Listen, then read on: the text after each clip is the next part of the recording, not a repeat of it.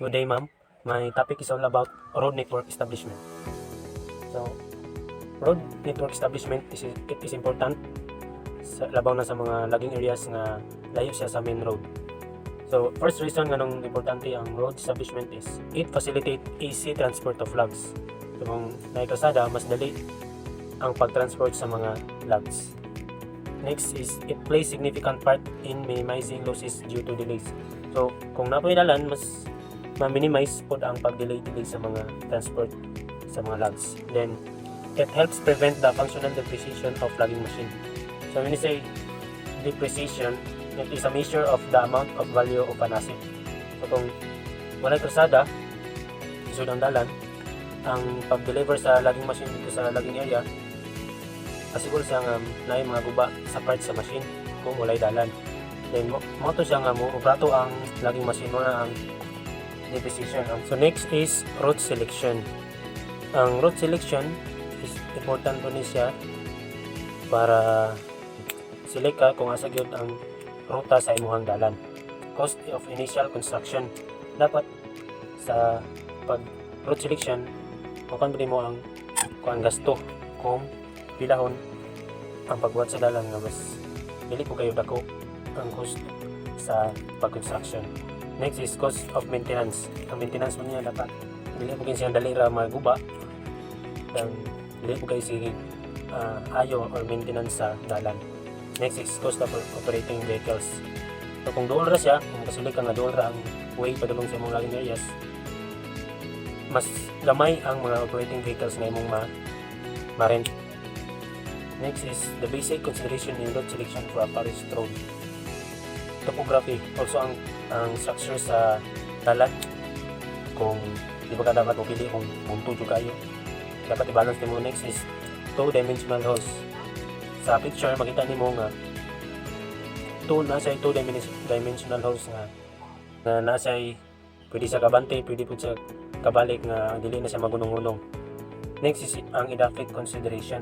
Mo pong i-appeal ang edaphic consideration nga kung ang iyang soil type nga digon ba siya na di ba siya madali o landslide. Next is major control points. So napod tayo mga control points nga dapat i-consider. Dapat kung nasa kasugat pwede siya mahunong kung gamay ang iyang road nga pwede siya maka-stop dito, mga major control points. Next is aspect of track performance. So dapat kung mukha ka mga pinwheelers or truck, dapat pud ka to kung mga likon po siya o kusgan ang iyang makina. Next, road location survey, road design and survey road construction. First is the bulldozer operator should not dump scrap earth at the base of residual trees along the roads. So katong mga ipang bulldozer nga mga yuta, dili ko daw dapat i-dump siya, itambak siya sa mga kahoy nga nasa mga gilid. No road should be constructed parallel to another for emergency purposes with in 2 times the yarding distance if truck logging is used. So dili ko ta pwede kabuhatog another road sa dool sa katong nanay dalan kay para sa emergency purposes. Kay kung pwede siya, dapat 2 times yarding distance siya sa truck logging areas. Next, steps in roads construction. So ang first kay clearing and opening.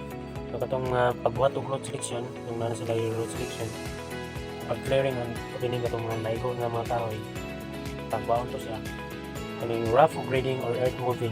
Kung kaning next another grading, same na siya kaya ang rough grading kung may mga libaong pwede po siya nga pang butangan ng yuta para mo level sa kadalang nga dili po siya kung tumasun kayo kaya pwede na siya kakos sa pag-discuss siya sa truck. Next is drainage construction. Dapat po na drainage siya ang sa kadalan aron ang tubig inigulan diya padulong dili siya sa kalsada muagi. Ang next kay ballasting, an operation of laying out stone or pebbles or crushed rock on the roadbed. Muna nitong pagdampog mga graba sa road aron ligon ang soil surfacing. An operation of spreading and compacting evenly laid out surface coarse materials on the roadbed. Kani mo na siyang mag-finishing na rin, buhat nagsementuho na siya, muna ang surfacing. Then next is quarrying operation. Ito yung mga sources, mga balas o graba nga ipantambak sa mga road. Next, ang pagbuhat ang bridge construction. bridge construction, there are various consideration in choosing timber species as wooden bridge materials such as hardness, grain orientation, and specific gravity. Siyempre, kung buhat ka na, dapat ang likon, mamili mo kakahoy nga likonon sa mga hardwood. Then ang grain orientation niya, ang makita mo sa picture, na dapat tunong sa tukol ay ihang grano, dili siya dapat align ihang grano sa kahoy kaya ron likon. Next is ang road maintenance. Kung naana kay road, dapat may maintenance mo na siya kaya ron likod dali-dali maguba. Magmuna to ma'am, thank you.